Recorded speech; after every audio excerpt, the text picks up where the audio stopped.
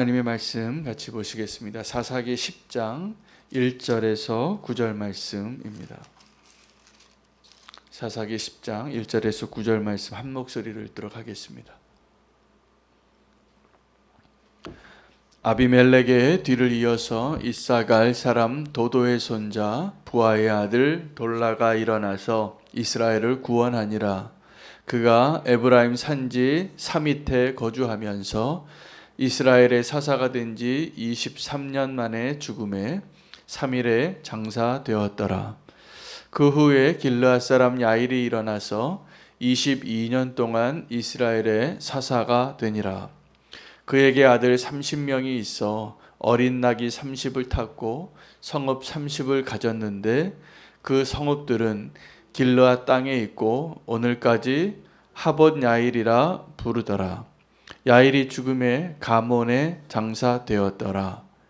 이스라엘 자손이 다시 여호와의 목전에 악을 행하여 바알들과 아스다롯과 아람의 신들과 시돈의 신들과 모압의 신들과 암몬 자손의 신들과 블레셋 사람들의 신들을 섬기고 여호와를 버리고 그를 섬기지 아니하므로 여호와께서 이스라엘에게 진노하사 블레셋 사람들의 손과 암몬 자손의 손에 그들을 파심해 그 해에 그들이 요단강 저쪽 길르앗에 있는 아모리 족속의 땅에 있는 모든 이스라엘 자손을 쳤으며 18해 동안 억압하였더라. 암몬 자손이 또 요단을 건너서 유다와 베냐민과 에브라임 족속과 싸움으로 이스라엘의 곤고가 심하였더라. 아멘. 하나님의 말씀입니다. 오늘은 본문이 길지 않지만 두 명의 사사의 시대를 짧게 기록하고 있는 본문이 되겠습니다. 그리고 고통 가운데 그들이 하나님을 떠나서 우상신들을 아주 다양하게 섬깁니다. 그래서 하나님께서 블레셋과 암몬 사람들의 손에 붙이셔서 그들이 억압이 심하고 고난의 때를 살았더라. 그리고 오늘의 본문 후반부는 또다시 새로운 사사와 이어지는 역사의 한 흐름 가운데 있습니다. 굴곡이 있죠. 하나님 앞에 사사와 함께 평온한 때를 살던 때가 있고 또 사사가 죽으면 고난의 때가 계속 반복되어졌다라는 이야기입니다. 장례식에 가면 우리가 인생을 배우는 것처럼 더 강한 임팩트를 가지고 인생을 배울 수 있는 곳이 묘지입니다. 여러분, 묘지에 가면 그 한 사람의 인생이 너무나 간략하게 그나마 그 사람이 인생에 어떠한 소망으로 살기를 원했는지 자기 후손에게 부탁하면 또 아니면 그 사람의 인생이 어떻게 살았다라고 기억하는 사람이 그 사람을 기리고 그 사람의 인생을 한두 줄 남깁니다. 가장 웃긴 묘비가 내가 그럴 줄 알았다 뭐 이렇게 하고서는 인생이 짧게 지나갔다는 이야기를 쓰기도 하지만 여러분, 그 묘비에는 대부분 그 사람이 이 땅에서 태어난 해와 그 시간과 이 땅에 온 날짜죠. 시간이죠. 또 그 사람이 떠난 날짜, 죽은 날짜를 기록합니다. 이름이 있고 뭐 거기에 조금 더 덧붙여서 어느 가문에 어느 지파의 무슨 시라고 이렇게 쓰기도 하고 나라마다 시기마다 다르지만 그 돌비석에 몇 글자 쓸 수 없는 면적에 그 사람의 인생을 정리할 수 있다라는 겁니다. 저도 장례식을 섬기면서 유가족들에게 그 장례식 순서지 준비하면서 물어봐요. 그러면 그때가 배우자가 됐든 자녀가 됐든 그 고인에 대한 인생을 그 가족이 가장 가까이에서 평생을 같이 살았던 사람이 그 인생을 요약해 주십니다. 몇 줄 안 됩니다. 그걸로 충분합니다. 오늘 사사의 이야기 가운데, 사사기의 역사 가운데 어떤 사사의 이야기는 바로 전해죠. 여러분, 오늘 10장 1절에 그 아비멜렉의 뒤를 이어서 이사갈 사람 도도의 손자 부하의 아들 돌라가 일어나서 사사가 되었더라. 이렇게 해서 오늘 두 명의, 사실은 세 명의 사사의 이야기가 이어지는 본문입니다. 아주 짧지만. 그래서 돌라, 야일, 입다 이 세 명의 사사가 등장하는 본문인데, 우리가 기드온이 사사한 것까지는 다 알고 있지 않습니까? 아주 대사사입니다. 대사사라는 것은 사사기 속에서 그 사람의 일대기를 기록하는데 아주 많은 분량의 사건과 그 사람의 인물을 소개하기 때문에 대사사라고 부릅니다. 그 기드온은 이 사사기에 아주 중요한 인물입니다. 주인공이기도 하고. 그런데 우리가 성경이 이 잘 몰랐던, 그리고 인정하지 않으려고 했던 그 사람을 하나의 사사의 흐름 가운데 넣었는데 아비멜렉이에요. 여러분, 아비멜렉이 반역한 자잖아요. 기드온의 아들 가운데 71번째, 70명 다 죽이고 자기가 스스로 왕이 됐다. 그 아비멜렉의 뒤를 이어 사사가 되었더라라고 기록하는 겁니다. 오늘 돌라가. 그러니까 돌라와 또 이제 야일과 입다 이야기가 이어지는 본문 가운데 어떤 사사의 이야기는 묘비명처럼 오늘 두 명의 사사가 그렇게 기록이 되어 있습니다. 그 다음에 입다 이야기는 또 많은 본문을 할애해서 그 사건과 배경과 사람들과의 만남과 모든 것들을 잘 설명하는데, 왜 그러면 하나님은 역사를 기록하실 때, 오늘 사사기도 하나의 역사서 중에 하나인데 한 400년 정도의 중요한 이스라엘 역사의 시대를 기록한 하나님의 성령이 감동되어서 기록되어진 본문입니다. 성경 가운데. 그러면 어떤 사람의 이야기는 왜 이렇게 자세하게, 심지어 아비멜렉이 사사인 줄도 모르고 그 아비멜렉이 반역해서 그렇게 하나님 앞에 우리가 이렇게 살지 말라고 보여주는 인생을 보여주는 그 사람 이야기를 이렇게 자세하게 기록하신 하나님의 목적이 무엇인가 한번 생각해 보십시오. 또 오늘 본문에 등장하는 돌라와 야일의 인생은 왜 이렇게 짧게 기록하셨을까? 왜냐하면 이 성경의 역사는 구속사적으로 기록되었기 때문에 그렇습니다. 하나님께서 이 구속사적이라는 것은 우리의 구원을 위하여 역사를 기록하셨다는 겁니다. 목적이 다릅니다. 그 학교에서 배우는 한국사나 세계사를 보면 가능한 한 공평하게, 그래도 거기에 관점이 있습니다. 그 역사를 바라보는 관점이 있기 때문에 우리나라 사람이 바라보는 역사와 일본 사람이 바라보는 역사가 서로 달라요. 똑같은 시대를 기록해도 서로 다르게 해석하는 겁니다. 세상에 여러분, 지금 일본에서는 교과서에 어떻게 기록하냐 하면, 우리나라가 그 36년 동안 약탈과 억압과 식민 억제와 그렇게 우리나라를 빼앗은 역사를 그들은 자기네들이 한국을 도왔다고 기록하고 있어요. 지금 한국이 잘 사는 이유는 그때 우리가 잘 도와줬기 때문이라고 지금도 그렇게 알고 있습니다. 왜냐하면 역사를 그렇게 기록했기 때문에.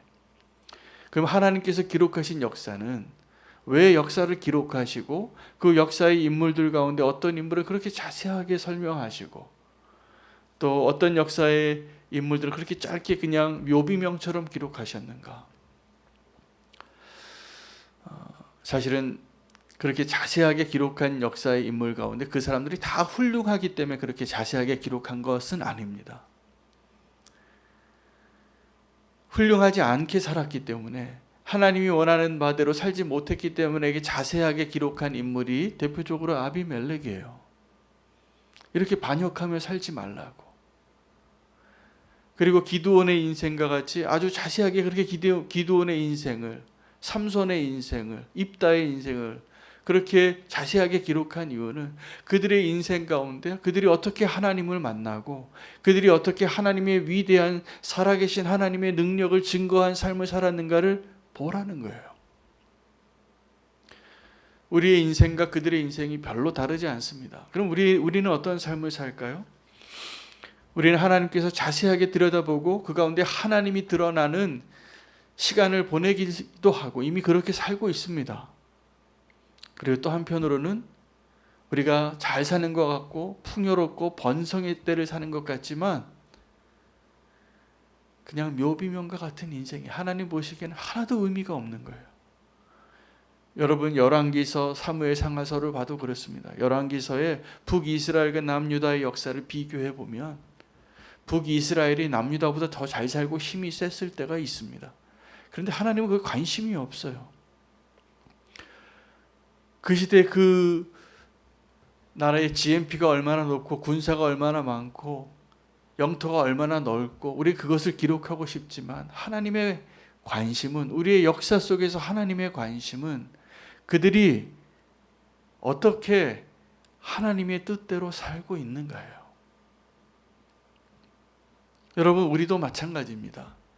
우리는 어떤 인생을 부러워하고 어떤 인생이 우리가 정말 성공의 모델로 삼고 싶습니까? 인정하고 싶지 않지만 이 세상은 그렇게 공평하지 않습니다. 다 똑같지 않아요.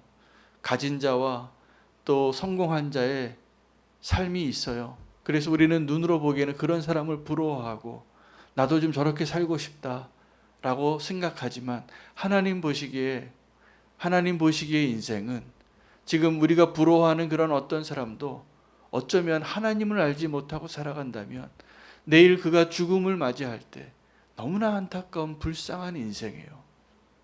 아무리 돈이 많고 아무리 권력을 많이 갖고 있어도. 그러나 우리가 잠시 지금 막 망한 것 같고 바보 같고 쓰러진 것 같아도 우리가 주님과 함께하는 삶을 살고 있다면 우리가 역사의 주인공입니다. 왠지 아십니까? 역사의 주인공과 함께하고 있거든요. 하나님을 떠나서 아무리 잘 살고 번성하면 뭐합니까? 우리가 역사를 바라볼 때, 또 이 세상의 사람들을 바라볼 때, 나의 인생을 바라볼 때 하나님의 관점으로 한번 생각해 보셔야 합니다.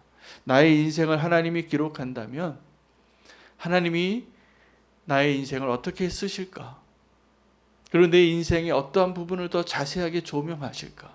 두 가지가 가능합니다. 하나님이 축복하셔서 하나님과 동행한 사람으로 믿음의 본을 보이는 사람의 삶을 살았을 때, 그 삶을 살았을 때 우리 가운데 하나님이 쓰시고자 하는 이야기가 많은 거예요, 스토리가. 또 하나는 우리가 하나님을 떠나서 이렇게 살지 말아야 하는 본을 내가 보이고 살고 있다면 하나님은 그 인생을 개입하세요. 사실은 하나님께서는 우리가 하나님의 은혜를 경험할 때나 하나님의 은혜를 경험하지 못할 때나 하나님의 신실하심과 하나님의 사랑이 별로 다르지 않습니다. 그 은혜로 우리가 삽니다. 근데 오늘 짧은 기록을 남겨놓으신 이 두 명의 사사, 이제 세 번째 사사까지 야일과 돌라의 삶을 보면서 우리는 그럼 하나님께서 이 야일과 돌라의 시대에 그들이 분명히 사사인데 왜 그들의 시대의 삶에 대해서 이렇게 간략하게 쓰셨나? 거기에도 교훈이 있습니다. 몇 가지. 우리 인생이 하나님이 의미를 부여하지 않으면 그냥 출생연도와 사망연도로 끝나는 인생이다 라고 보시면 됩니다. 그러나 하나님께서 그 안에, 그래서 우리가 하나님을 신실하게 따라서 하나님의 영광과 하나님의 능력과 하나님의 임재하심이 드러나는 삶을 살든지, 아니면 우리가 너무나 방황해서 이런 막장 드라마 같은 인생도 하나님의 은혜로 살 수 있구나 라는 고백을 할 수 있든지, 오늘은 이 말씀을 이 두 사람의 사사에 기록되어진 것 가지고도 우리는 영적인 상상력을 한번 발휘해 봐야 합니다. 한번 보시겠습니다. 1절 2절에 돌라가 사사가 됐는데 23년 동안 통치했다고 2절에 이렇게 기록합니다. 근데 아무 얘기가 없어요. 그의 인생 가운데 사건이. 그래서 우리가 유추할 수 있는 것은 그가 고향이 어디고 몇 년 살았고 몇 년 사사로 다스렸고 죽었다는 것밖에 없는데, 그의 인생을 가장 잘 상상할 수 있는 것은 그의 이름입니다. 여러분, 돌라라는 이름의 의미는 벌레라는 뜻입니다. 지렁이라는 뜻입니다. 지렁이 같은 너 야곱아, 내가 너를 택하였고 구속하였다라고 말씀하셨던 이스라엘을 향한 이름처럼 이 돌라는 버러지 같은 이라는 이름을 가지고 사사로 살았다는 거예요. 상상을 해볼 수 있습니다. 아, 하나님께서 이 태평성대에 사사를 부르셨는데 아주 비천한 사람을 부르셨구나.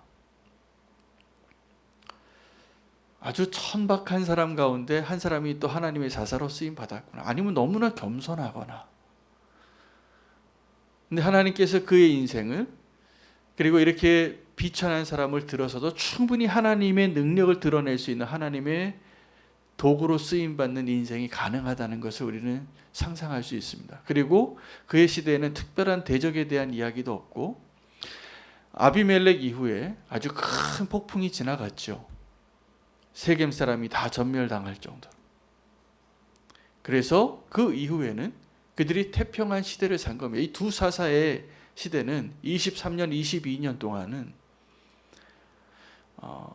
하나님께서 그래도 태평한 시대를 주신 것입니다.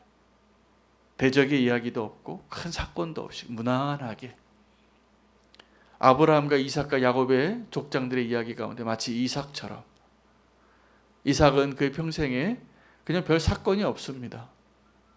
그는 야곱의 아버지로서 존재하고 아브라함의 아들로서 존재한 인물이에요.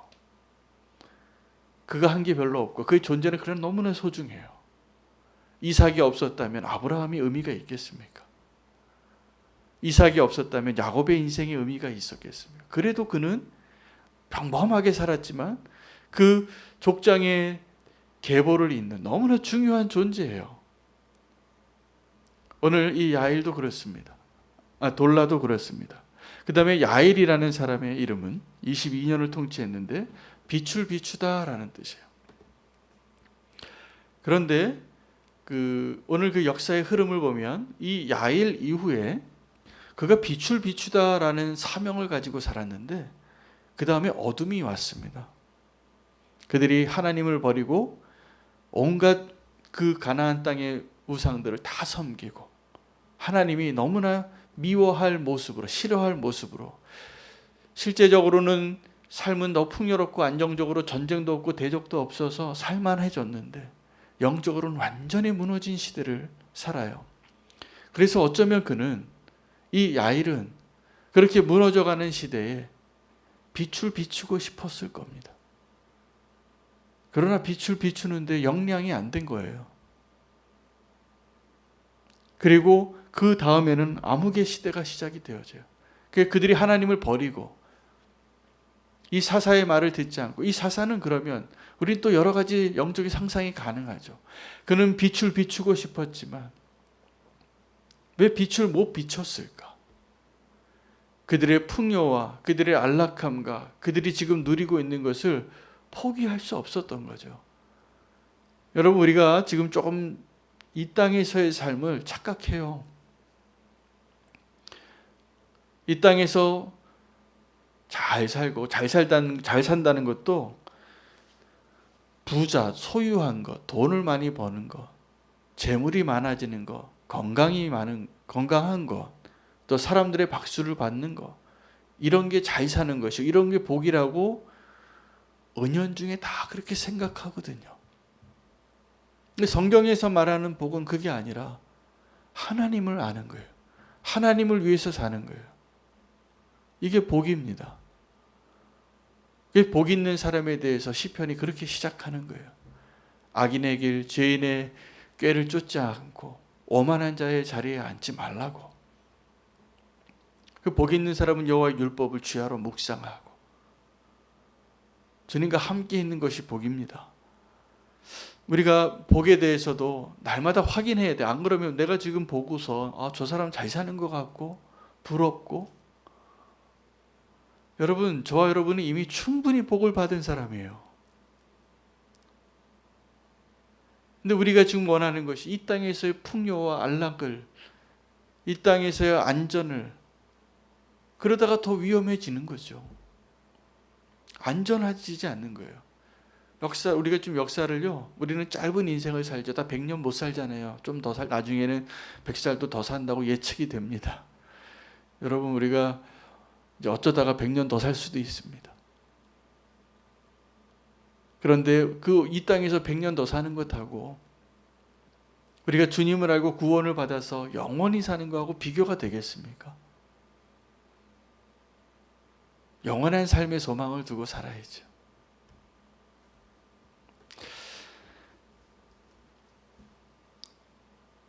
야일이 실패합니다. 빛을 비추는 사명에.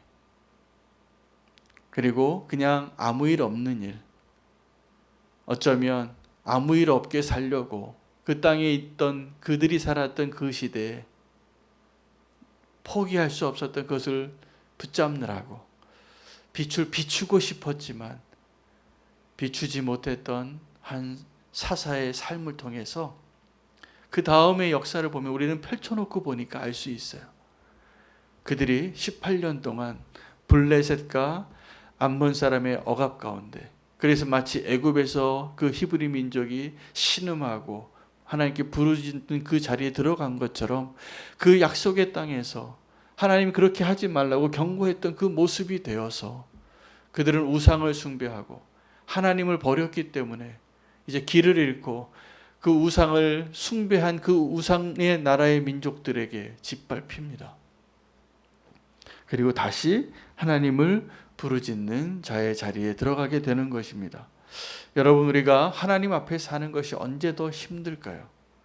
오늘 이 아비멜렉의 시대 이후에 돌라와 야일과 그리고 이제 입다라는 사사가 등장하기 전까지의 이 시간, 한 60여 년의 시간을 통해서 우리가 또 배우고 깨달아야 할 것은 언제 우리가 정말 하나님과 동행하는 것이 더 가능한가입니다.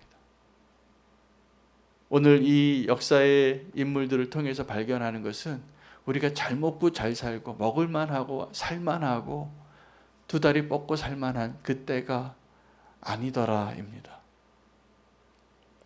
그래서 지금 사실은 저와 여러분이 지금 살아가고 있는 이 시간은 저희 부모님 시대에 저희 부모님이 더 젊었을 때, 우리가 한 100년도 안 되는 이 사이에 우리나라는 너무나 지금 급변하는 환경의 변화가 기적과 같이, 그래서 이걸 축복이라고 말할 수도 있겠지만 어쩌면 더 위험한, 바로 우리가 정확하게 돌라와 야일의 시대를 살고 있구나. 우리 이걸 깨달아야 하는 거죠. 그래서 어쩌면 우리는 지금 돌라처럼 나는 지렁이 같은 자인데도 하나님께서 들어서 사용하시니까 하나님의 사사로서의 삶을 살고 내가 야일처럼 빛을 비추고 싶은데 그 역량이 안 돼서 실패했던 사사의 삶의 모습일 수도 있습니다.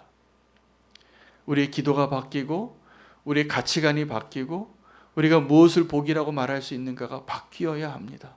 분명히 상황과 환경이 우리의 진정한 복을 정의하는 게 아닌 것을 아십시오. 진정한 축복은 내가 하나님 앞에서 언제 어떻게 살 수 있는가. 지금 성도에게 있어서 그래서 고난이 축복이 맞습니다. 고난을 감사하십시오. 내가 그 고난 때문에 주님을 알게 됐잖아요. 내가 그 고난 때문에 주님을 놓을 수 없잖아요. 여러분, 환경이 바뀌어서 이제 살만하고 허리띠 좀 풀만하고 그때 주님을 떠났다는 게 역사를 보니까 쭉 펼쳐지는 거예요. 보이는 거예요. 우리가 오늘 이 본문을 읽고 깨달아야 할 것은 우리의 인생의 진정한 행복을 이 환경을 놓고 평가해서는 안 되는구나. 우리가 주님과 함께하고 있는가가 진짜 우리에게 진정한 복의 이유가 될 수 있기를 소망합니다. 우리 가운데 고난 주신 것을 감사하시고 그것 때문에 주님을 우리가 놓을 수 없습니다. 다시 한번 발견합니다. 내가 얼마나 죄인인가, 내가 얼마나 연약한 자인가, 내가 얼마나 주님 없이는 살 수 없는 자인가 깨닫게 해주신 것이 은혜입니다. 그리고 그 은혜로 오늘 또 사시기를 축복합니다. 우리가 지금도 하나님 앞에 살고 있기 때문입니다. 하나님의 은혜로 오늘 이 말씀과 본문을 우리가 받았는데 우리의 인생이 영원한 것을 위하여 달려갈 수 있는 삶이 되게 해달라고 기도하기를 원합니다. 요약하면 우리도 세 줄로 끝납니다. 출생, 몇 년, 몇 월, 며칠. 사망 몇 월, 몇 년, 몇 월, 며칠로 끝나는 인생입니다. 그 안에 하나님이 주신 놀라운 축복을 누리고 나중에 주님을 얼굴과 얼굴로 대하여 볼 때에 기쁨으로 주님의 얼굴 볼 수 있도록 후회 없이 오늘을 살 수 있게 되도록 기도하기를 소망합니다. 우리 함께 오늘 말씀 붙잡고 하나님 앞에서 살겠습니다. 오늘 그 기도 제목 가지고 기도하겠습니다. 또 함께 더불어 기도할 것은 내일 미사남 모임을 위해서 좀 기도해 주시기 바랍니다. 내일 오후 5시 우리는 교회 남자 성도님들이 줌에서 만납니다. 그 자리에 우리 삶을 나누고 믿음을 나누고 이 혼탁한 시대에 믿음의 사람으로 서로를 세우게 해달라고, 또 오늘 저녁에 합심 기도회와 또 철야 기도회가 있습니다. 그 기도의 시간을 위해서 기도해 주시기 바랍니다. 특별히 오늘 좀 기도해 주시길 원하는 것은 수라지 목사님이라고 인도 분인데 한국 여자 선교사님하고 결혼하신 가정이에요. 두 자녀가 있고 저하고는 선한목자교회 국제교회 할 때 첫 번째 외국인 동역자이셨습니다. 나이도 저하고 동갑이셨는데 이분이 이번에 코로나로 현지에서 소천하셨어요. 천국 가셨는데 그 이야기가 너무나 아름답습니다. 이분이 코로나 때 자기가 감염될 것을 아시고도 끝까지 그 사명의 자리를 떠나지 않고 감염되셨다가 갑자기 이렇게 산소호흡기도 잘 구하지 못하고 치료받지 못해서 돌아가셨는데 그 장례식을 인도에서 한번 치렀고 오늘 3시에 감리교회 본부교회에서 줌으로 장례식을 진행합니다. 아마 이 코로나 때문에 장례식장에 가보지 못할 것 같지만 마음을 담아서 그분의 인생, 그 인생이 헛되지 않고 너무나 아름다운 삶을 사셨어요. 제가 너무나 그분과 동역했던 몇 년간의 시간이 너무나 겸손하시고 하나님의 사람인 것이 분명히 느껴지는 귀한 분이셨습니다. 기억해 주시고 함께 좀 기도를 부탁하겠습니다. 함께 오늘 본문과 우리의 인생을 한번 돌아보시면서 우리 교회의 기도의 자리, 또 모임의 자리, 또 오늘 수라지 목사님의 장례식을 위해서 함께 주의 이름 부르고 소망으로 감사함으로 기도하기를 원합니다. 기도하겠습니다. 주여